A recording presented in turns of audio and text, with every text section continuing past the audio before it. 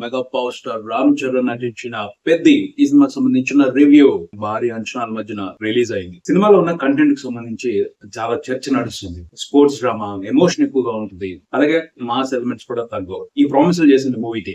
అలాగే ప్రిపేర్ చేసింది ట్రైలర్ తోనూ, ప్రెస్ మీట్ లో స్పీచ్ తోనూ చాలా ఇంట్రెస్టింగ్ గా ఆడియన్స్ ని ప్రిపేర్ చేసిందని చెప్పి ఏదైతే ప్రిపేర్ చేశారో, ఏదైతే ప్రామిస్ చేశారో, ఏదైతే సినిమాలో ఉంటది అని చెప్పారో అవన్నీ కూడా ఉన్నాయి. కరెక్ట్ గా ఉన్నాయి, పర్ఫెక్ట్ గా ఉన్నాయి. బేసిక్ గా వండర్ఫుల్ ఎంటర్టైన్మెంట్ ఉంది సినిమా. రెగ్యులర్ కమర్షియల్ ఎంటర్టైనర్ కాదు. తెలుగులో ఒక పెద్ద హీరో, పాన్ ఇండియా ఇమేజ్ ఉన్న హీరో ఇలాంటి కథలో నటించడం ఇంతకు ముందు జరగలేదనే చెప్పి చాలా మంచి కథ. బుచ్చిబాబు అదరగొట్టారు. ఓపిక్ గా చాలా మంచి కథ రాసుకున్నారు. శ్రద్ధగా ఈ సినిమాని తీశారు. ముందుగా ఆయన్ని అప్రిషియేట్ చేయాలి. ఓపిక లేకపోతే ఇలాంటి కథలు రావు, తీయలేరు. ఆ విషయానికి సంబంధించి ఆయన్ని అభినందించాల్సిందే.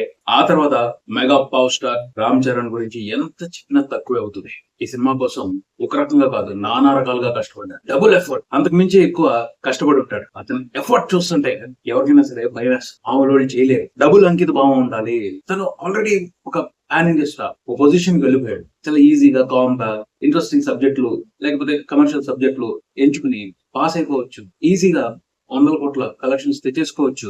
బట్ కాదు, అలా కాదు, ఇంకేదో చేయాలి అన్న రామ్ చరణ్ తపన అద్భుతం అనే చెప్పాలి. ఏమన్నా కష్టపడ్డాడు ఆ సినిమా కోసం. ఏంటి ఆ ఎఫర్ట్? ఆ కష్టానికి తగ్గ ఫలితం కనపడుతుంది.